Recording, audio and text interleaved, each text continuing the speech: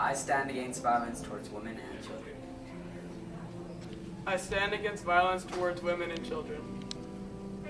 I stand against violence towards women and children. So what does the Moose Hide campaign mean to me and us here at PCSS? I was really drawn into this campaign when I heard how its sole goal was to create 1 million conversations about abuse against women and girls in all shapes and form.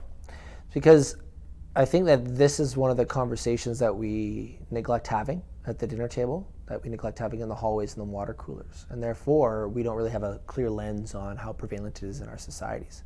So I thought I'd approach this much like a conversation. I started thinking about women in my life and how important they are to me. I am the son of a mother, the grandson of a grandmother. I'm the father to a daughter. I'm the husband to a wife. And it's the women in my life that have made the most difference in most ways. And when I look at some of the statistics and some of the environments that they've had to overcome, I realize that they're true survivors, that their everyday life is dramatically different than mine, and yet I benefit dramatically from the work and time they've given me. So I thought I'd frame this conversation in a few ways in the life of a child, of a girl in 2021. And some of the stats that are easily available to us paint a pretty bleak picture for the world that they live in. The fact that 1 in 9 girls experience sexual abuse as a minor, as compared to 1 in 53 boys. That 82% of all victims of sexual abuse under 18 are girls. That girls who are 16 to 19 years old are 4 times more likely to be victims of rape or sexual assault than the general population. And that 93% of all victims know their abuser. So not only are our girls and our women under threat from such a young age, but they're under threat from the people they know. That stranger danger is a myth, that a man is not lurking in the shadows, but he's usually under your own roof. And that's something we don't really talk about, right? We really do talk about that the stranger danger, that it's the man in the shadows, and that a violent act or sexual abuse is only physical. When I know that our women and children experience digital grooming, they experience unwanted glances, unwanted verbal attention, and harassments of all shapes and forms beyond physical. For my daughter, who's 7 years old, I wonder if she's capable to overcome this, and I wonder if I am helping to challenge the structures that allow this situation to stay in place.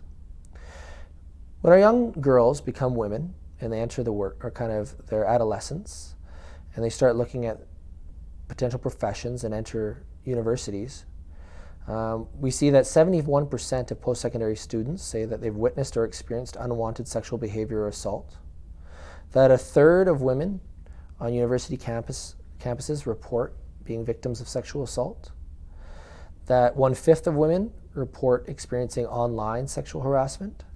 And about 6 years ago, we had the 10-hour social experiment in New York City, where a young girl dressed in black jeans and a black crew neck t-shirt walked around New York for 10 hours, and she experienced over 100 verbal assaults and harassments. This did not include whistles or winks. And that was kind of before Me Too and Black Lives Matter, and it was really interesting to see how ever-present that harassment was. That violence doesn't always have to be physical, it can be verbal. And how they invaded her space, her peace, and her right to be in a clear and unobstructed state of mind. When our young girls come out of university, they face a workforce that is presenting even more constraints than previously thought. 26% of STEM-related fields are occupied by women. Females earn 87 cents to every dollar a man earns today, and occupy only 10% of C-level executive positions throughout our country. These are CEOs, CFOs, and so forth.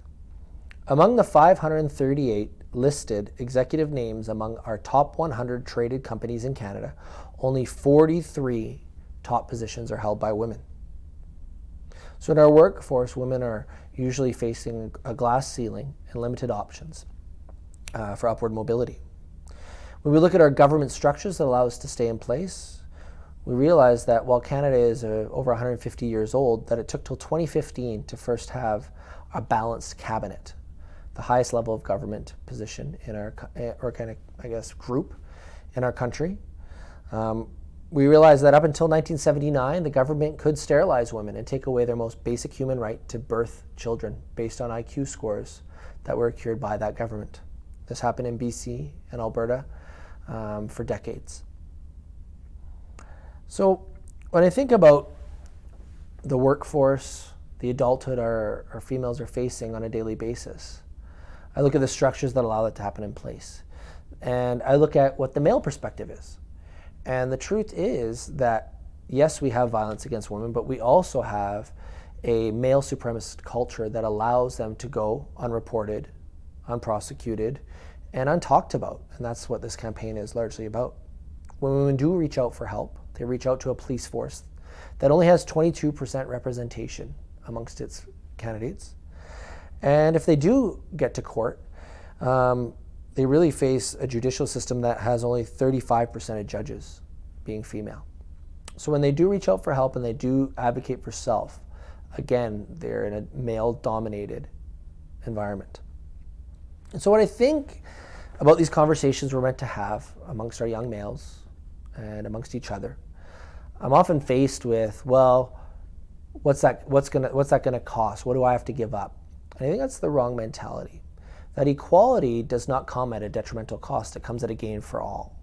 That when we help everyone to be at the same level of ability, education, access to resources, and so forth, that we all benefit. There isn't a society on earth that has benefited from restricting that equality. I've looked, I haven't been able to find it. So I encourage us as a community to approach those conversations with empathy, not sympathy. Empathy is truly seeking to understand someone else's point of view, not just feeling sorry for them. It's listening to understand versus listening to respond. And that's a dramatically different posture in conversations. I remember one of the first conversations I had with my own wife, just asking her about what it's like to be going through a grocery store. And that experience is dramatically different from my experience going through a grocery store.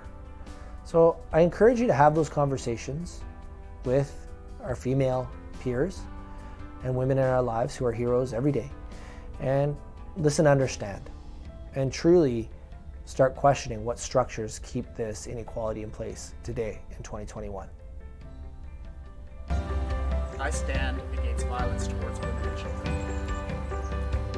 I stand against violence towards women and children. I stand against violence towards women and children.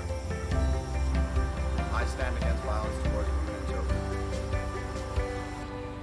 I stand against violence towards women and children. I stand against violence towards women and children. I stand against violence towards women and children.